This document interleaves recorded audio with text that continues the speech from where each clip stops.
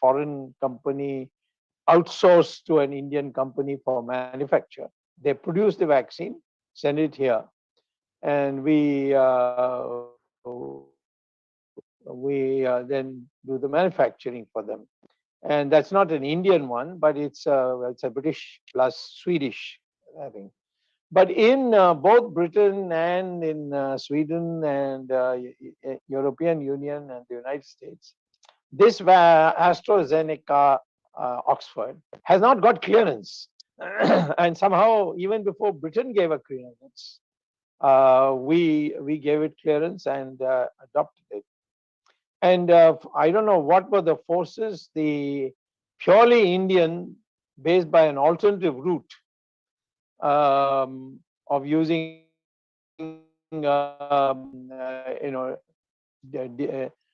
demobilized viruses. That was not to be given permission for some time. And then I brought it up in the committee meeting, and it turned out that the health ministry was very supportive. The ICMR was very supportive. They said, we want this Covaxine, as it came to be later known, the Bharat Biotech. That vaccine should have also been simultaneously cleared.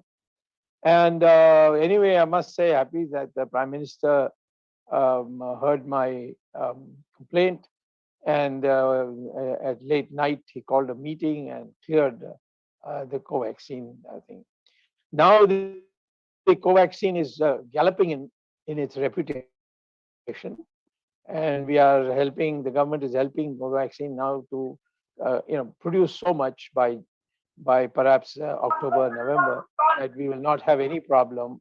We'll never have not have any problem for this vaccine to be available to everybody. But what I'm happy to say is that in the beginning there was so much propaganda against Covaxine, and the Covaxine owner himself went public to saying that, but for me giving him support within the government agencies and in the committee meetings, he would not have been able to come. He was completely demoralized. But now I find on May 17th, 2021, which is perhaps what day for yesterday, the Economic Times had an editorial, a lead editorial, and it is titled, "To Beat Variants, Go Big on Covaxine." And its subtitle, it's found to neutralize all emerging variants. Who is saying this? The peer journals like Clinical Infectious Diseases Journal, Lancet, they're all praising Covaxine as a one that can neutralize all variants. And this is a tremendous certificate that they have given. And I think, therefore, we should now go ahead and allow them to, not be bound by that they must do it. They can even outsource it to other Indian companies. We are the largest producer of vaccines in the world, and for a long time. So I think other companies can do it and take off the load a bit. And this is one of the things that we need to do for the immediate future. Now, I do see today, after the dipping that has started after May 15th, that there is light at the end of the tunnel. But you got to be very careful that we don't trip on the way, because the tunnel is completely dark. We are still in an uncharted path that we are going, and we shouldn't trip and fall. So yes, we have turned the corner, because almost 4 days in a row, the incidences have gone down, but it has to be much more. So how to do it is the question, and I would say that one of the things that we have to recognize for the future is our medical infrastructure in India is extremely weak, extremely weak. This is what we have found. Simple thing like oxygen, we are having problems. There are riotings, and people are dying in hospitals, on hospital beds, and there's so much at one blow. If a crematorium can only cremate, say, 15 per day, they are getting 400. And so we are seeing this spectacle of bodies abandoned in the river and so on. It's very, very sad for all of us. We know that how much spiritual and ritual things we do when a person passes away. None of that is being able to be done by the thing. So I do think that you let us know, let the country know that so far for the last 20 years, the budget for health has been only 1.5% of the total budget. And I don't know how Ms. Nirmala Sitharaman got up in Parliament during the budget speech and said, I have increased the health budget to 137%. So in the committee, we took it apart and we found that other ministries which have nothing to do with health ministries, their budget had also been added on. And so she had to admit, otherwise there would have been a breach of privilege. So she had to admit that she had made a mistake and then reduced it. And this year, 21-22 budget, the percentage is even lower than the previous revised budget estimate.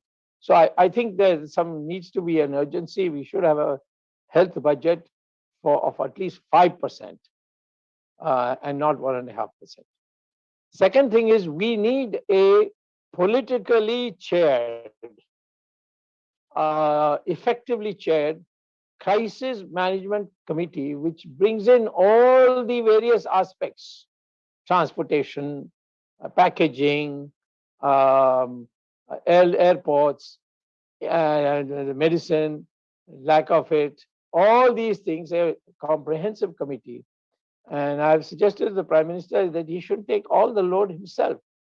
It's not possible for an individual in a huge country like ours, in a democracy, to centralize your administration.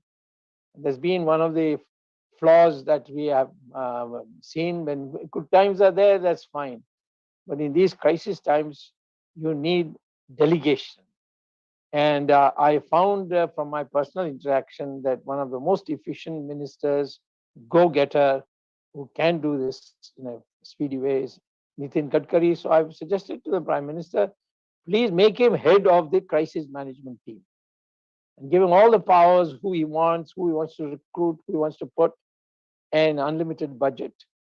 And let him give him the task that within 1 month, everybody should get oxygen.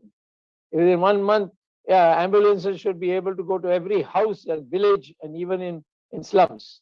These kinds of targets should be given to him. And I know that he can do it because what he has done for roads and what he has done for shipping is been amazing. So the question therefore is, there's not any more a question of Atmanirbharta because there's no need for such slogans. What you don't have, you import. What you have, you give it maximum encouragement. And that's the way to do it. Otherwise, we are going to be in big problem. So in sum, what I'm saying is, it's a great learning experience for Indians. Indians learn. You should look at our history. Whenever we had a misfortune like that, Indians have learned, rectified it, and never again such a thing happened. Just go back, those of you can remember 1965, if you are not too young to remember.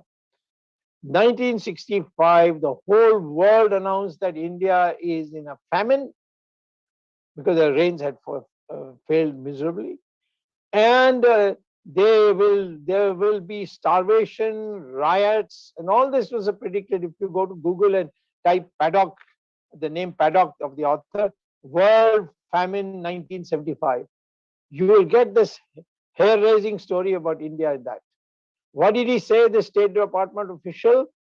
He said, no use giving grain to India because it's a bottomless pit. They will have to eat each other for some time. And then we can come to their rescue. But in the beginning, please don't send shipments of PL480 wheat. This is all in the newspapers at that time. I was that time just become a young professor at Harvard, and I used to see these newspapers and I used to feel very bad. But the fact is, within 10 years, Mr. Lal Bahadur Shastri initiated steps. Within 10 years, we not only became self-sufficient in food, irrespective of whether there is a famine or, I mean, if there's a drought or not a drought. And we began exporting.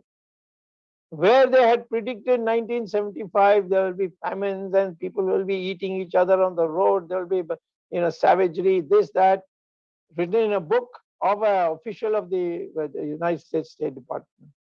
We transformed it.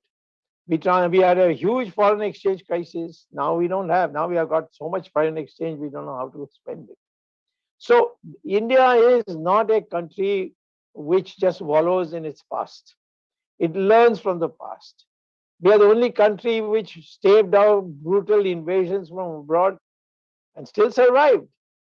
So this people now must be given a rosy picture about the future, saying we have learned from this, and these are the steps we have to do, and put it in such a way that effective people are mobilized for this self-governance. That is the way to do it. We have a major long-run problem, which is not appropriate for me to discuss, but just mention, and that is we have to now understand that environment is a very important part of what happens to us. This virus was able to come up because of the environment. Morality in research is another factor which we have to be very strictly imposed. Although we have laws against biological warfare, but we now must, for virus also, virus research, we must have laws. The United Nations should be fully involved. So I would say I'm optimistic about the future because I've seen so many crises in the past. Even the emergency was a crisis where people said Indira Gandhi will be forever prime minister. After that, her son will be. After that, their dog will be. These are the kind of sarcastic jokes people used to crack. But the poorest people of India, the northern Hindi states, they voted out the entire Congress party. I, as a Tamilian, am ashamed that we voted for the Congress. Of course, you Keralites also voted for Congress. So did the Kannadigas. And so did the Andhras. And we are all more educated than these UP Walas and the Rajasthanis and the Biharis and so on. And they wiped her out, including defeating Mrs. Gandhi and her son in their own constituency. So this culture of ours, this ancient history of ours, has given us what is called as native intelligence. And so we should encourage the people to look ahead. Mistakes have happened, but we move on. And I am 100% certain, given the talent we have in the country and a little more decentralization of power in the Prime Minister's office, we will be able to overcome and resume our economic growth, which we were originally planning to have. Thank you very much for this opportunity to speak. And I hope to come back in this, if there at that time, if you have questions, I'll be able to answer it. At this moment, my time is up, so I will say thank you very much. Thank you, sir. Thank you so much for your in-depth analysis of the origin of coronavirus and its spread all over the world and how the